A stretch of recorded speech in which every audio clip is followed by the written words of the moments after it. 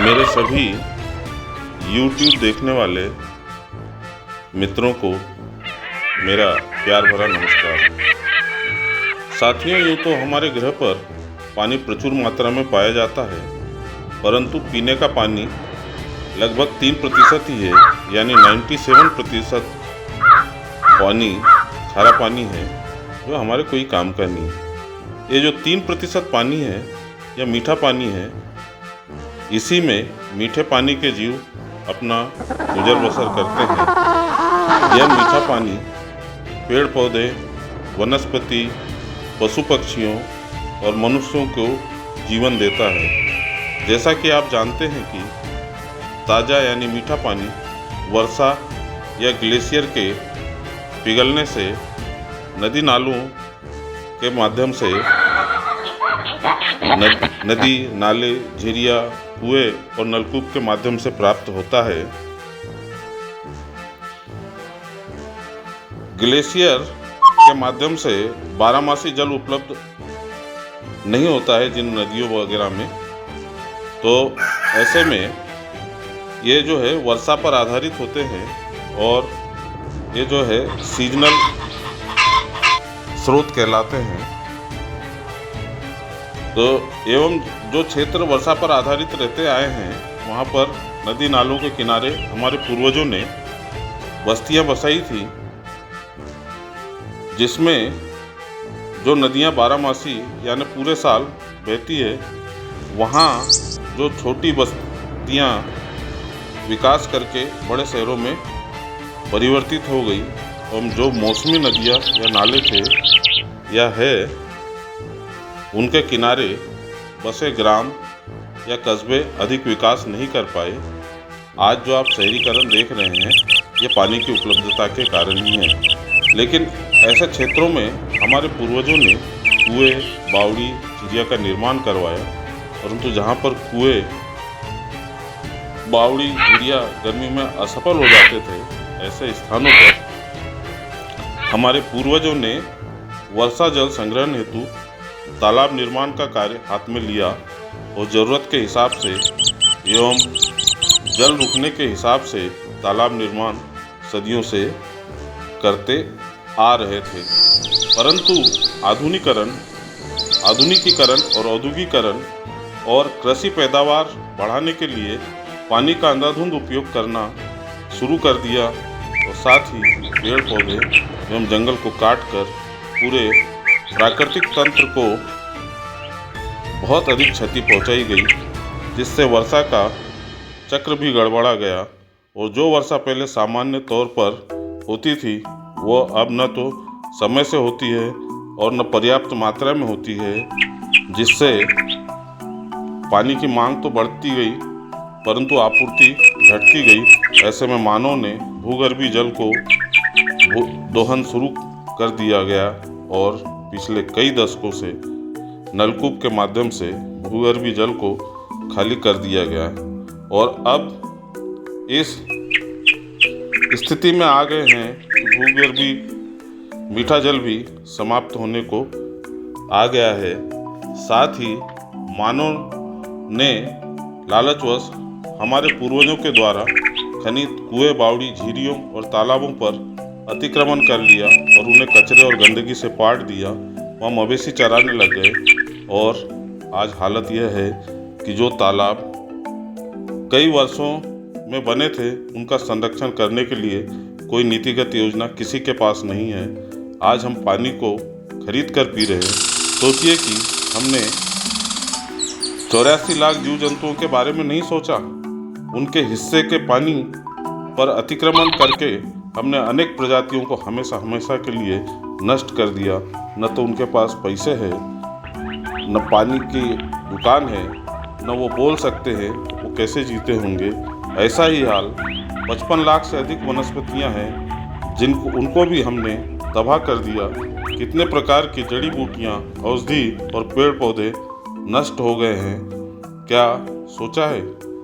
साथियों, ये मिशन ऐसा है कि जियो और जीने दो। हर गांव के, हर शहर में हर नागरिक का कर्तव्य है कि पानी के संरक्षण एवं समय उपलब्धता के अनुसार पेयजल स्रोतों के जीर्णोद्धार एवं संरक्षण का कार्य करे। ये अकेले न तो कोई सरकार कर सकती है, न कोई वैज्ञानिक, न कोई इंजीनियर इसको कर सकते हैं। तो सिर्फ आप इस मिशन को सिर्फ आप ही अंजाम दे सकते हैं। तो साथियों, अब हम इस वीडियो के अपलोड करने के बारे में अग्रिम जानकारी लेते हैं। मेरे किसी परिचित ने बताया कि आस्था का काला तालाब है और इस तालाब की मिट्टी लोग दूर दूर तक बोरियों में भरकर ले जाते हैं। मैंने पूछा कि लोग यहाँ की मिट्टी खोदकर अपने साथ में ले जाते हैं, तो उसका क्या कारण है। तब मुझे जानकारी प्राप्त हुई कि लोग इस मिट्टी से अपने बाल धोते हैं और इस मिट्टी से बाल धोने से बाल घने, मुलायम और चमकदार हो जाते हैं। तब मुझे ध्यान आया कि मिट्टी का प्रयोग सदियों से हर संस्कृति में होता है। जब हम लोग छोटे थे, उस समय हम ग्रामीण क्षेत्रों में रहते थे और उस जमाने में कपड़े धोने का साबुन और नहाने का साबुन अलग अलग चलते थे, परंतु आर्थिक रूप से कमजोर लोग कपड़े धोने का साबुन भी बड़े मुश्किल से खरीद पाते थे और उन कपड़े धोने के साबुन में कास्टिक इतना ज़्यादा होता था कि उसका उपयोग नहाने के लिए किया जाना संभव नहीं था। इसलिए लोग साफ सफाई के लिए नदियों और तालाबों के किनारे की काली मिट्टी का लेप लगाकर अपने शरीर की सफाई करते थे। इस लेप में शारीरिक सफाई अच्छे से हो जाती थी। एक तो शरीर की दुर्गंध दूर होती थी एवं शरीर के जहरीले टॉक्सिन मिट्टी के द्वारा सोख लिए जाते थे, जिससे कि शरीर के अंदरूनी अंगों को पोषण मिलता था तथा शरीर के अनावश्यक गर्मी से भी निजात मिल जाती थी।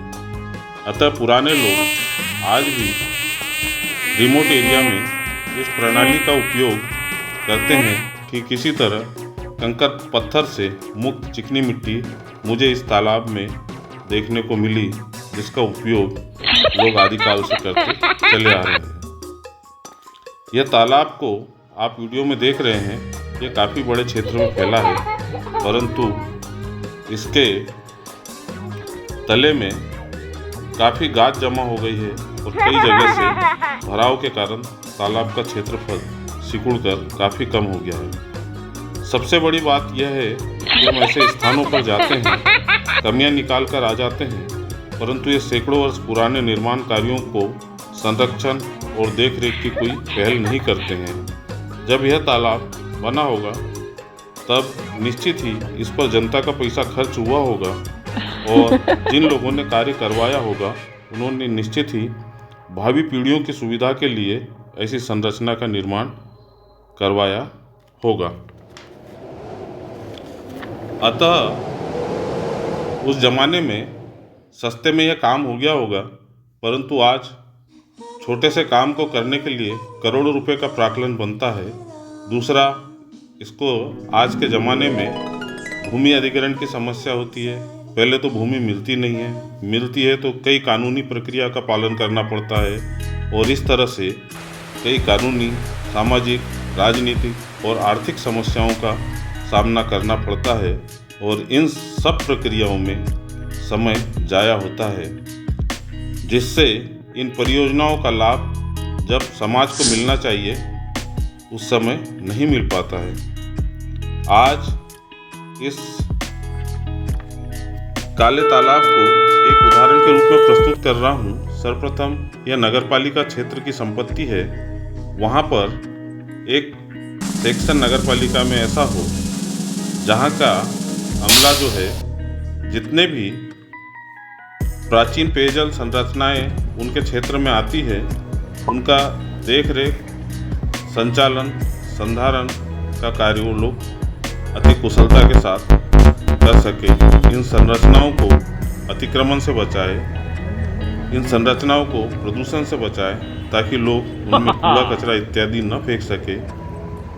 सूखे के मौसम में जनता का सहयोग लेकर तालाब का सिल्ट माने जो नीचे तलछट जमा हो जाती है, गाद जमा हो जाती है, इसमें सरकार के साथ साथ समाज सेवी संगठन और आम जनता और विशेषकर उस तालाब से जो लोग लाभ लेते हैं उनको अवश्य साथ में रखें, जिससे कि तालाब में जब वो अपनी भागीदारी करेंगे उसके जीर्णोद्धार में, तो निश्चित ही वो उसे अपनी निजी संपत्ति मान करके और उसकी देखरेख में मदद करें। तो इस तरह से सिल्ट हटवाए एवं हमारे नौनिहाल जो बच्चे हैं स्कूलों और कॉलेजों में पढ़ते हैं, अपने मिडिल स्कूल से लेकर के जो कॉलेज तक के बच्चों को इन स्थानों का भ्रमण करवाएं, उन्हें पानी की बारे में जानकारी दे।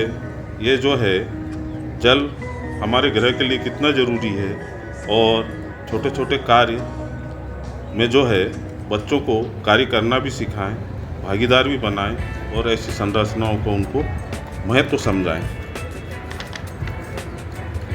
जल संरक्षण एवं भूजल रिचार्जिंग का प्रायोगिक कार्य बच्चों को बताएं कि देखो बेटा, आज की तारीख में जल स्तर इतना है, अब हम इस कार्य को करेंगे तो अगले सीजन में जुलाई, अगस्त या सितंबर के महीने में आप देखना आसपास के पेयजल स्रोत या नलकूप है, उनमें इस कार्य को करने से जल स्तर की क्या स्थिति हो गई है ये बच्चों को ज़रूर बताना चाहिए, ताकि वो प्रेरित हो जाएं।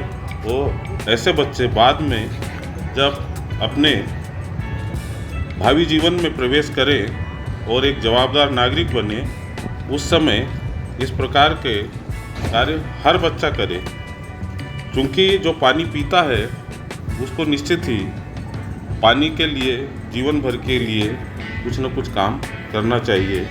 ऐसा कार्य करे कि पानी की कमी कभी ना आने पावे।